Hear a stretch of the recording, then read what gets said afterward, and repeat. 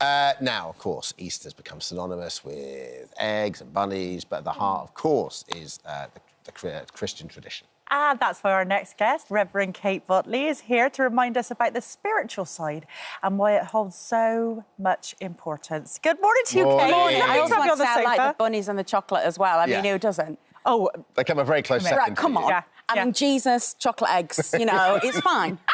And I think that's the point, isn't it? Is that whatever way you access this, wherever you come in, obviously I'm professionally religious, so this is a big gig for me, you know, but I think that the whole point is that wherever you want to access this, there's something for everybody in there. Well, religion is on the decline. You know, their numbers are there. But people often forget why we even celebrate Easter. So, Reverend Kate, would you like to remind everybody? Well, I think Good Friday, I mean, it's a weird thing, isn't it? Because it's called Good Friday. Yeah, it's the day when Christians remember Saddest Jesus' day of the year, the saddest day, the worst day of Jesus' life.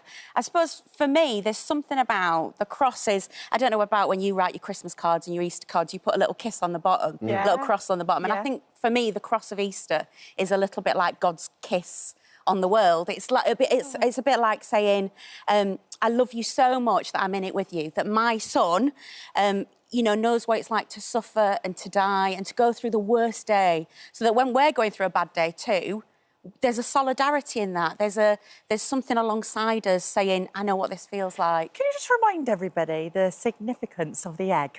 Well, of course, it's springtime. So, you know, it's a time of rebirth, and in all different faith traditions and, you know, celebrations, it's that idea that the blossom comes out in the trees, the bunnies and the lambs and all that. So it's a time of rebirth.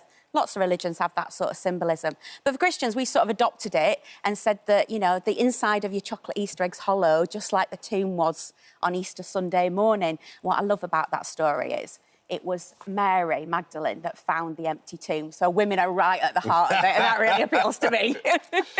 Yeah, it's funny, isn't it? Like, you go to sort of different Christian sort of traditions around the world, and so many cultures and so many other countries, Easter is actually more important than Christmas, isn't it? Yeah, it's more important for me as well, because, I mean, you know, it's better than Christmas because there's less pressure and more chocolate, which is really good. But I've been obsessed, I don't know if you've seen it, by Spanish Holy Week TikTok this week. Oh, my goodness, it's amazing. The parades through the street, people weeping and wailing. It's been great. So I've been loving that.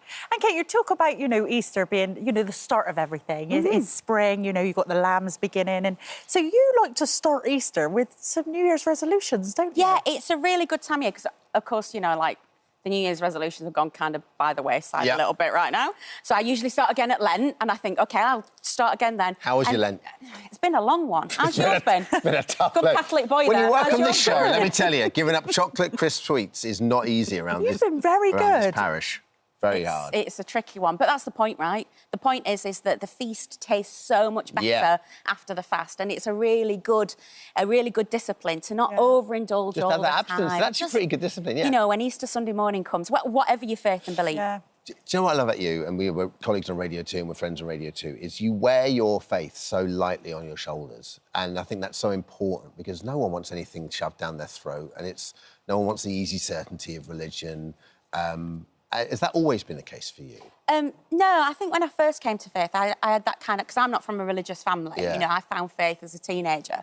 And I think I was very sort of, like lots of teenagers are, very intense about everything, you know. But it's really mellowed over the years, and I just think that if you want to access some of this stuff, you know, I think what we've done as a nation is perhaps thrown the baby out with the bathwater a little bit when it comes to religion. There's some stuff in there that's still really useful for people, even if you can't subscribe to all of it, even if you can't eat all the chocolates in the chocolate box, you know, maybe there is still something in there that might be helpful and supportive. And that's why I wrote the book. You know, the book, Have a Little Faith, is for those people who go, oh, I'm not religious, but I do like to light a candle in a church if I go on holiday. You know, those kind of people. And it's so funny, you know, because people come up to me in the street and they'll go, I'm not religious.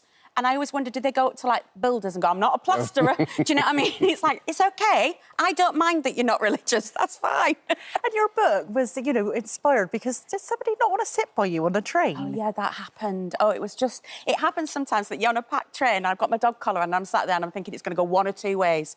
Either I'm going to get someone who really wants to sit next to me, who's going to talk to me for the next 3 hours about the Latin translation of the New Testament or something, or there's just an empty seat. And honestly, I was on this packed train carriage and not a single soul wanted to sit next to the vicar. Joking. And I think people looking at the book might think, oh, it's just going to be Bible talk, it's just going to be Jesus talk. But actually, you know, I'm not preaching to the choir here. They're already in. Yeah. What I want to do is say to people, if you find some of that stuff useful, then it might still be for you. Life lessons on love, death, and how lasagna always helps. Always helps. Food A modern day always cup helps. of tea.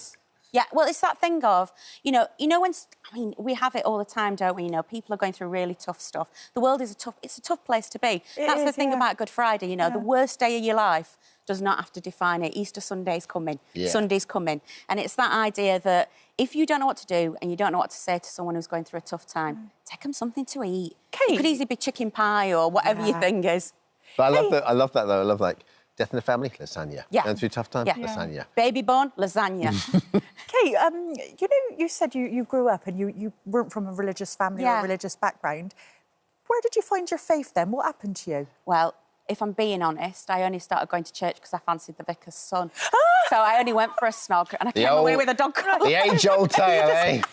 It's love. It was love and friendship. That's why I started going to church. But what's brilliant is my daughter, she's moved out now. She's living with a boyfriend. He's lovely. We're having a lovely time. She went to church the other week and I was like, I mean, we brought them up in the faith, but I didn't expect it to stick. Do you know what I mean? So she went, oh, I went to church this morning, Mum. And I was like, really? And she went, yeah. I mean, you know, it's singing and biscuits. Why wouldn't you go? And that's what I want to say in the book is, if that's what you take from it, you know, it's, if you then don't come to a place of believing, it's probably my fault, not yours. Kate, did you end up with the vicar's son? That's yeah, I the did. We've question. been married for 26 years. Never. So where did you go from that to actually being... Because it was over a chicken tikka masala that someone... Yeah. So what happened was... as is always the case. Honestly, my vicar took me out for dinner. That wasn't Graham's dad. You're thinking, oh, hang on a minute. And I was thinking, what's going off here? Just me and him going out for a meal together. That's a bit weird. Is this flirt? Is this a flirt to convert situation? And then somewhere between the poppadoms and the tikka masala, he blurted out, I think you should think about ordination. I think you should explore that. And it's one of those things, it's a bit like being, I don't know, a politician. You probably shouldn't do it if you really want to. It should come from the people that you're going to serve. Such a good point. Absolutely. It should come from the people that you're going to serve. And what I loved is when you said, when you got through and sort of this summary or whatnot, it was like... it was like X Factor Judge's house. It was really... What was it, like the Holy Trinity there going, yes. No, so they send you do all this like testing and you write all these essays, you do all these presentations, and it kind of sort of comes to a head where you're sent away to this country house in the middle of nowhere with a bunch of other potential vicars. And it is like the X Factor Judges' houses. They watch you eat your breakfast, they do psychometric testing on you, and you're still not certain whether they're actually going to ordain you at the end of it. But it seems to have worked out. And then does Bishop of Canterbury go, it's a yes from me. It's exactly that. It's amazing. I always loved Joe's. Whenever Kate came down on the radio, whenever she'd come down on a Saturday, I always tell her story. Yeah. Basically, would coincide Pause for Thought, which is the moment where, you know, you get different people of other religions or faiths or even, you know, no faith, just coming down, giving you pause for thought on the radio. But hers would always coincide with she was in trouble with the bishop and she had to... I was like, where are you off to now? There would be some disciplinary hearing about, you know, being naughty in a sermon. It never got that bad. They were always very kind. And I think that's one of the wonderful things that the church has done is they've kind of given me a freedom, you know, to do Gogglebox, to do some things that are a little bit out of the box. But the book was a joy to write, an absolute delight, and I hope that it's helpful for some people. The chapter on death is the one that I'm most proud of, and I hope it's got some tools for people to be able to use. Well, have a little faith. Can I keep this one? Yeah, of course you can. Oh, I'll sign it for you. Thank you. I mean, that'd be not. lovely. You might want to give it to somebody else. You might want to, like, read it and then re-gift it. No, well, you can't re-gift if you've signed it, so I'd love that signed. We have got a little present for you. You? Oh, yes. Oh, yes. Oh, my goodness. Look at this. It's all very Dibley, isn't it, there? I love it. It's pure Dibley. I mean, I'm a real one, though. We know you adore a Kit Kat, specifically a Kit Kat Chunky. Is this correct? I mean, this is my thing. When I'm having a bad day, I go and sit in the downstairs cupboard and eat 2 Kit Kat Chunkies, and it resets it completely. So that is an absolute treasure, and I will share that. Well, I won't eat it. Well, I might eat it. What's the thing? When are you allowed to have it? Sunday? I would say sunset on Saturday night is when the vigils start. Important to know. A big happy Easter to you. Thank you so much. Thank you so much for having me. You're a joy and a delight. You've been a joy, an absolute joy.